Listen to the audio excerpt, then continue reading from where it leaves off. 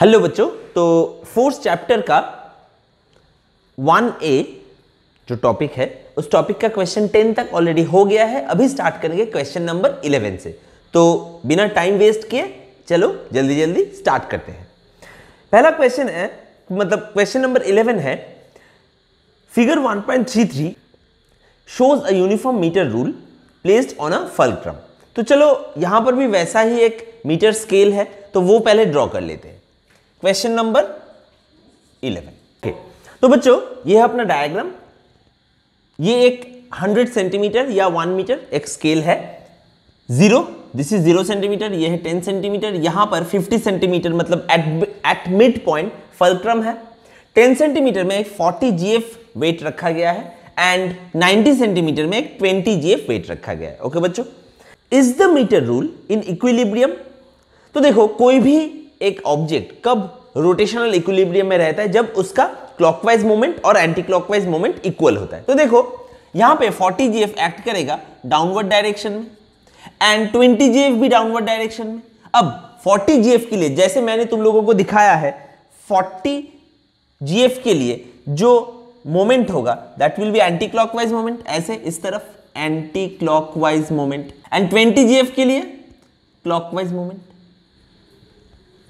Okay बच्चों, तो देखो यहां पर क्लॉकवाइज मोमेंट कितना है? Clockwise moment will be equal to, जहां से फोर्स एक्ट हो रहा है वहां से फल्क्रम का डिस्टेंस होगा 40 सेंटीमीटर, क्योंकि फल्क्रम है 50 सेंटीमीटर में, तो ये है 90 सेंटीमीटर, तो 50 टू 90 मतलब 40 सेंटीमीटर। तो 20 जीएफ इंटू 40 सेंटीमीटर मतलब 800 जीएफ सेंटीमीटर, यह है क्लॉकवाइज मोमेंट। और एंटी क्लॉकवाइज मोमेंट कितना होगा बच्चों? देखो यहां पे 40 जीएफ है ये वाला फोर्स जिसके लिए एंटी क्लॉकवाइज मोमेंट हो रहा है, और फल्क्रम से इसका जो डिस्टेंस है दैट इज 40 सेंटीमीटर, अगेन 10 से 50 तक, तो ये भी 40। अब देखो 1600 दिस मच जीएफ सेंटीमीटर, तो हम लोग इजीली कह सकते हैं कि anti clockwise moment is greater than the clockwise moment, isn't it? हम लोग ऐसे बोल सकते हैं कि anti clockwise moment is greater than clockwise moment. Therefore obviously ये जो मीटर स्केल है ये इक्विलिब्रियम में नहीं रहेगा। Therefore metre scale won't remain in equilibrium। तो ये है अपना पहला आंसर। जो नेक्स्ट क्वेश्चन है that is how can the rule be brought in equilibrium by using additional weight of 40 GF. Okay, तो हमें यहां पर बोला जा रहा है कि एक एडिशनल वेट 40 जीएफ हम लोग यूज कर सकते हैं, तो वो कहां पर और किस पोजीशन में यूज करें ताकि जो इक्विलिब्रियम है वो आ जाए। ओके, मतलब ये जो मीटर स्केल है ये इक्विलिब्रियम में आ जाए। तो देखो हम लोगों ने ऑलरेडी देख लिया है कि एंटी क्लॉकवाइज मोमेंट ज्यादा है। अब कितना ज्यादा है? देखो ये है 800, ये है 1600, तो 800 GF centimetre anti clockwise moment ज्यादा है। तो हम लोगों को क्या करना पड़ेगा? और भी क्लॉकवाइज मोमेंट ऐड करना पड़ेगा। कितना? Extra clockwise moment should be equal to 1600 minus 800 which is 800 GF centimetre, isn't it?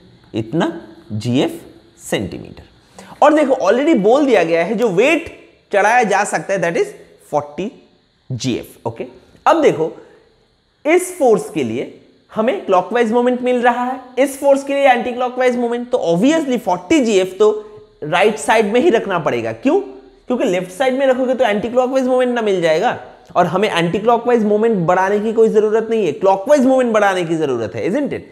तो उस 40 जीएफ को भी हम लोग इस तरफ रखेंगे, तो 40 इंटू, अगर x डिस्टेंस में रखे, इस फल्क्रम से x डिस्टेंस दूर रखे तो इंटू x, तो 0 और 0 कट गया, 4 2 8, तो x will be equal to 20 centimetre. तो हम लोग ऐसे ड्रॉ भी करके दे सकते हैं कि अगर यहां से 70 सेंटीमीटर में अगर वो 40 GF फोर्स है, तब जाके, क्यों 70 सेंटीमीटर में लिख रहा हूं, क्योंकि देखो x is equal to 20 centimetre, तो 50 से और भी 20 सेंटीमीटर मतलब 70 सेंटीमीटर। ओके, तो तब जाके ये जो मीटर स्केल है वो इक्विलिब्रियम में हो जाएगा। एम आई क्लियर बच्चों, समझ में आया? अब आ जाएंगे अपने नेक्स्ट क्वेश्चन में। तो अपना जो नेक्स्ट क्वेश्चन है दैट इज क्वेश्चन नंबर 12। क्या पूछा जा रहा है? When a boy weighing 20 kgf sits at one end of a 4 metre long seesaw, it gets depressed at this end. How can it be brought to the horizontal position by a man weighing 40 kgf?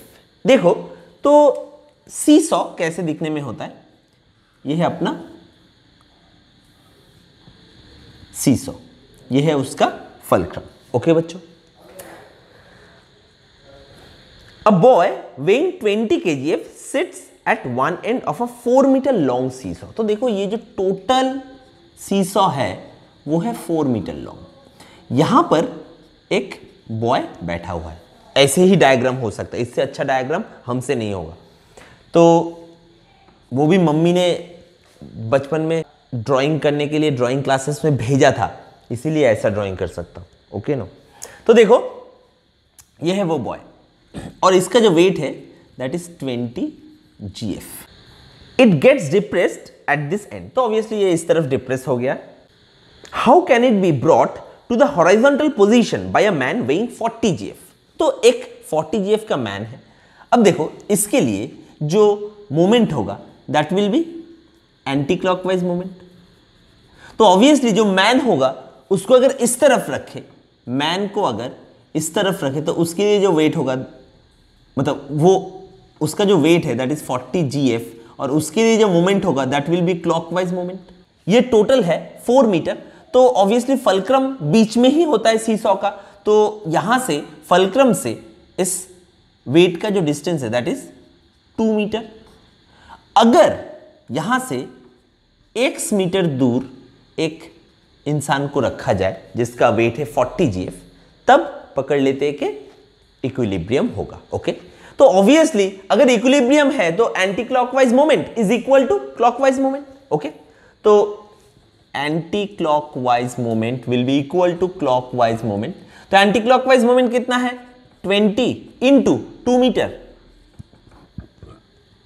Clockwise moment कितना होगा? 40 into x metre. 40 into x, 0 and 0 cut गया, 2 twos 4, तो x will be equal to 1 metre. Okay बच्चों, तो मतलब fulcrum से 1 metre दूर अगर वो इंसान 40 GF वेट वाला इंसान बैठे, तब जाके ये जो सीसॉ है ये रोटेशनल इक्विलिब्रियम में रहेगा। Am I clear? अब आएंगे अपने नेक्स्ट क्वेश्चन में। अपना जो नेक्स्ट क्वेश्चन है that is question number 13।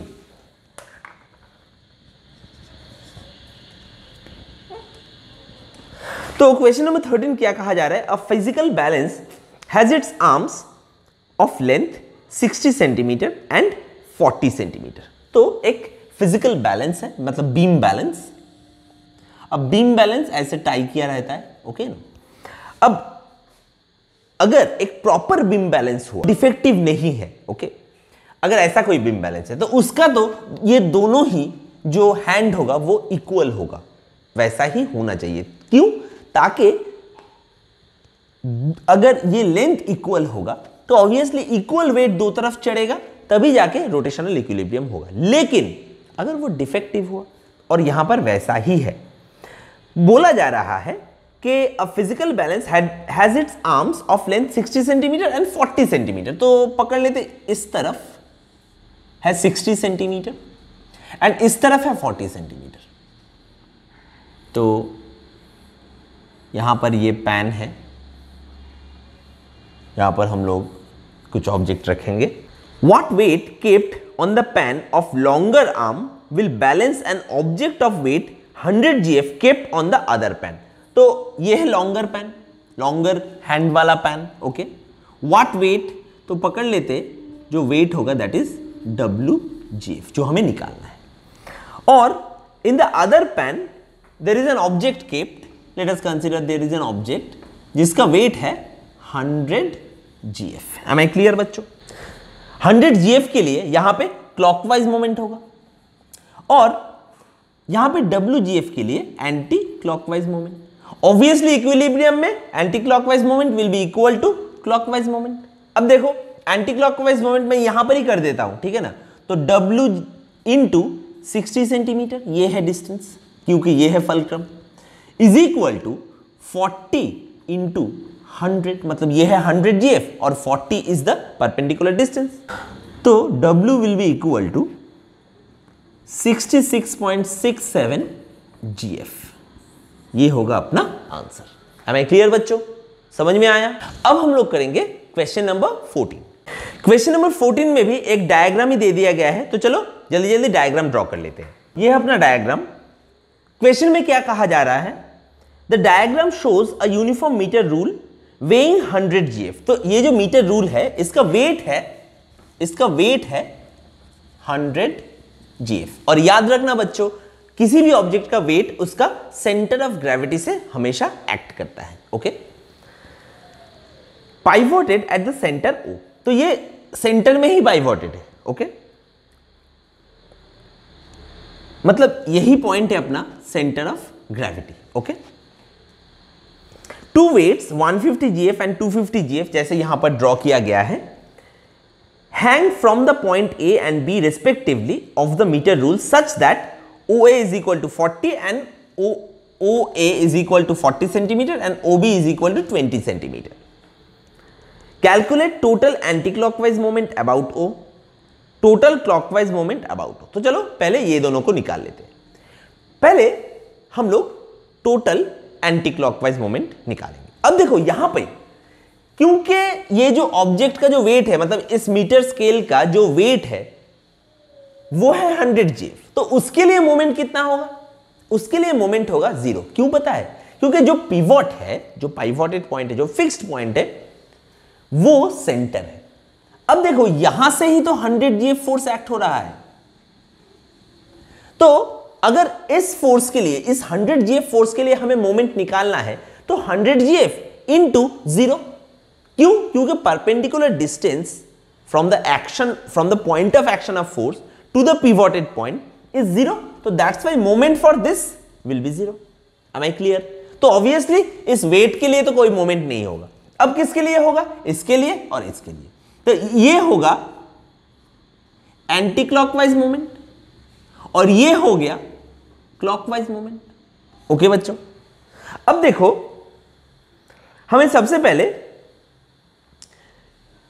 Total anti clockwise moment निकालने के लिए बोला जा रहा है, तो anti clockwise moment will be equal to 150 into 40 centimetre. So this much GF centimetre, 6000 GF centimetre will be the answer. Total clockwise moment, total clockwise moment, अब इसके लिए क्लॉकवाइज मोमेंट हो रहा है तो 250 इंटू ये वाला डिस्टेंस विच इज 20 सेंटीमीटर, तो ये हो जाएगा 5000 GF सेंटीमीटर। बच्चों ऑब्वियसली यूनिट कैसे बिठाना है वो ध्यान में रखना, क्योंकि ये वेट डाइन में या न्यूटन में नहीं दिया गया है और ये जो डिस्टेंस है वो सेंटीमीटर में दिया गया है, ये वेट GF में दिया गया है, तो ऑब्वियसली वेट इंटू डिस्टेंस तो GF centimetre. Okay, total clockwise moment हो गया 5000 GF सेंटीमीटर। थर्ड पूछा गया है the difference of anti clockwise and clockwise moment. Okay, तो obviously difference will be 6000 minus 5000। मैंने क्यों 5000 को माइनस लिखा है? क्योंकि क्लॉकवाइज मोमेंट को हम लोग नेगेटिव पकड़ते हैं एंड इसको नेगेटिव पकड़ते हैं, एंड एंटी क्लॉकवाइज मोमेंट को हम लोग पॉजिटिव पकड़ते हैं, तो इसीलिए मैंने 6000 माइनस 5000 किया है। तो that will be equal to 1000 GF centimetre. किस डायरेक्शन में? Anti clockwise, anti clockwise. Am I clear बच्चों? This is first, second, this is third, now fourth क्या पूछा जा रहा है, the distance from O where a 100 GF weight should be placed to balance the metre rule. तो अब हमें एक 100 GF वेट यूज करने के लिए बोला जा रहा है, जिससे हमें इस मीटर स्केल को इक्विलिब्रियम में लाना है, रोटेशनल इक्विलिब्रियम। अब देखो एंटी क्लॉकवाइज मोमेंट ज्यादा है, इस तरफ है एंटी क्लॉकवाइज मोमेंट, तो ऑब्वियसली हम लोग जो 100 GF वाला ऑब्जेक्ट लेंगे वो इस तरफ लेंगे। क्यों? उससे जो क्लॉकवाइज मोमेंट है उसमें बढ़त आएगा, इजंट इट। अब और कितना हमें ज्यादा चाहिए, देखो जो डिफरेंस है 1000 GF centimetre anti clockwise moment, इतना ही अगर क्लॉकवाइज मोमेंट हम लोग ऐड कर दे तो इक्विलिब्रियम हो जाएगा, इजंट इट। तो देखो अगर ऑब्जेक्ट को ऐसे किसी जगह पर बिठा दें, चलो देख लेते हैं, ऐसे किसी जगह पर 100 GF और जो डिस्टेंस है दैट इज x, ओके। तो टोटल मोमेंट कितना ज्यादा चाहिए और कितना चाहिए क्लॉकवाइज मोमेंट, 1000 GF सेंटीमीटर, तो 1000 GF centimetre will be equal to 100 GF, इस 100 GF फोर्स के लिए इनटू x, तो 0 0 कट गया, तो x will be equal to 10 centimetre. तो ये जो ऑब्जेक्ट 100 GF वेट वाला जो ऑब्जेक्ट है, इसको हमें 10 सेंटीमीटर दूर, मतलब पाइवोटेड पॉइंट से 10 सेंटीमीटर दूर हमें बिठाना है। हमें क्लियर, समझ में आया? अब हम लोग करेंगे क्वेश्चन नंबर 15। क्वेश्चन नंबर 15 में क्या कहा गया है, a uniform metre rule of weight 10 GF। तो यहां पर एक यूनिफॉर्म मीटर रूल, वो तो पहले ड्रॉ कर लेते हैं, क्योंकि यहां पर डायग्राम दिया नहीं गया है, तो जैसे बोला गया है वैसे हम लोग ड्रॉ करते रहेंगे। Uniform metre rule of weight 10 GF, तो weight of the metre rule is equal to 10 GF। और मैंने तुम लोगों को कहा है कि वेट हमेशा, किसी भी ऑब्जेक्ट का वेट उसका जो सेंटर ऑफ ग्रेविटी है वहां से काम करता है। तो ये जो मीटर स्केल है उसका जो एकदम मिड पॉइंट है, मतलब 50 सेंटीमीटर मार्क, यह है 0 सेंटीमीटर, यह है 50 सेंटीमीटर, यह है 100 सेंटीमीटर। तो ऑब्वियसली जो वेट है वो 50 सेंटीमीटर मार्क से काम करेगा, which is 10 GF, okay. Pivoted at its 0 mark, तो ये कहां पर पिवोटेड है, इस पॉइंट पे पिवोटेड है, okay. This is the pivot. और what moment of force depress the rule, okay. तो देखो इस चीज को थोड़ा अच्छे से समझना पड़ेगा। यहां पे ये जो रूल है, ये इसके पहले जैसे एकदम मिड पॉइंट में और इन दोनों एंड के बीच कहीं पे पाइवोट किया जाता था, अभी एक तरफ उसको पाइवोट किया गया है, मतलब एक पॉइंट पे अपना स्टैटिक पॉइंट है, पिवोटेड पॉइंट है, ओके बच्चों। अब देखो तो यहां पर अगर उसका पाइवोट पॉइंट है और यहां पे अगर 10 GF लग रहा है, 10 GF अगर ऐसे नीचे की तरफ बीच में से लग रहा है, तो ये जो 10 GF फोर्स है ये इसको ऐसे घुमाएगा ना, ऐसे मतलब क्लॉकवाइज डायरेक्शन। तो देखो ये हो जाएगा क्लॉकवाइज मोमेंट। तो इसको जो नीचे की तरफ लेकर जाएगा, ये 10 GF फोर्स इसको नीचे की तरफ लेकर जाएगा, तो इसके लिए जो मोमेंट होगा वो कितना होगा, moment of force will be force into perpendicular distance. अब देखो पिवोट पॉइंट से, पाइवोट पॉइंट से जो परपेंडिकुलर डिस्टेंस है इस फोर्स का, दैट इज 50 सेंटीमीटर। तो 10 GF इंटू 50 सेंटीमीटर, तो it will be 500 GF centimetre. हमें क्लियर?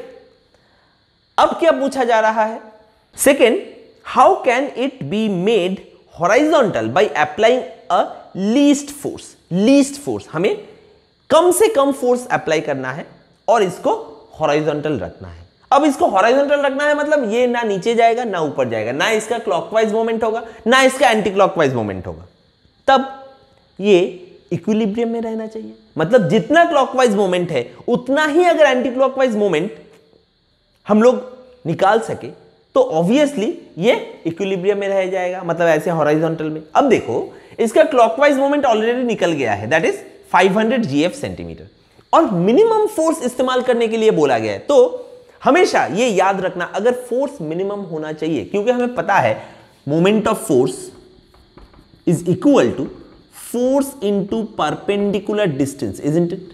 तो देखो, अगर फोर्स मिनिमम होना है तो परपेंडिकुलर डिस्टेंस को मैक्सिमम होना होगा, इजंट इट? क्योंकि जो मोमेंट ऑफ फोर्स होगा वो तो कांस्टेंट होगा, क्योंकि इस क्लॉकवाइज मोमेंट को काउंटर करने के लिए जो फोर्स चाहिए होगा वो तो कांस्टेंट होगा, तो उसके लिए जो मिनिमम फोर्स होगा उसके लिए perpendicular distance must be maximum. तो ऑब्वियसली मैक्सिमम डिस्टेंस कहां पर होगा? 100 सेंटीमीटर में।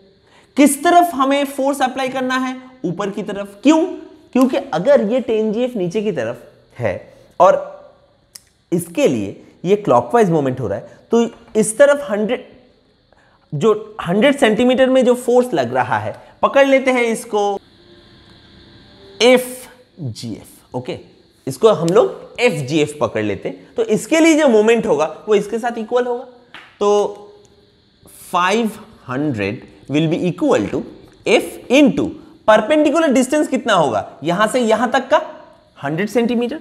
तो यहां पर 100 सेंटीमीटर बिठा दिया, कट गया दोनों तरफ, F is equal to 5GF। तो 5GF will be the minimum force, जिसको अगर 100 सेंटीमीटर से ऊपर की तरफ अप्लाई किया जाए तो ये जो मीटर स्केल है वो इक्विलिब्रियम में रहेगा। ओके बच्चों, समझ में आया? तो इसी कॉन्टेक्स्ट में एक बहुत ही इंपॉर्टेंट पॉइंट तुम लोगों के साथ शेयर करता हूं, जो एक हैक भी होगा। ओके, मतलब ये अगर दिमाग में रखोगे तो ऐसे मीटर स्केल का जो भी क्वेश्चन है वो करना आसान हो जाएगा। देखो, मीटर स्केल का दो तरह का क्वेश्चन आएगा। एक, यहां पे जो फल्क्रम होगा या पाइवोटेड पॉइंट होगा वो बीच में कहीं पे होगा, मतलब दो एंड के बीच में कहीं पे, मतलब मैं एकदम 50 सेंटीमीटर में नहीं कह रहा हूं, लेकिन इन दोनों के अंदर, ओके, इन दोनों एंड के अंदर, ओके। और दूसरा जो होगा वहां पे पाइवोटेड पॉइंट ऐसे एक एंड में होगा। अगर पाइवोटेड पॉइंट बीच में हुआ तो उसको अगर इक्विलिब्रियम करना है, मतलब रोटेशनल इक्विलिब्रियम में अगर लाना है, तो जो दो फोर्स अप्लाई होगा दोनों तरफ वो सेम डायरेक्शन में होना चाहिए, तभी जाके रोटेशनल इक्विलिब्रियम होगा। वो नीचे की तरफ भी हो सकता है, ऐसे ऊपर की तरफ भी हो सकता है, लेकिन direction must be same. Okay, तो जो डायरेक्शन होगा, direction of both the forces must be same।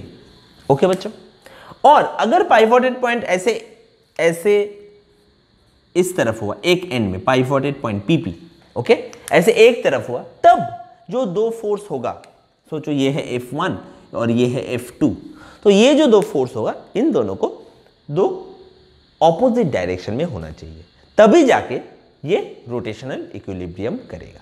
तो in this case the direction of force must be opposite. Am I clear बच्चों? समझ में आया? ये अगर दिमाग में रहे तो इन दोनों के टाइप में ही क्वेश्चन आ सकते हैं मीटर स्केल के ऊपर। Okay, am I clear?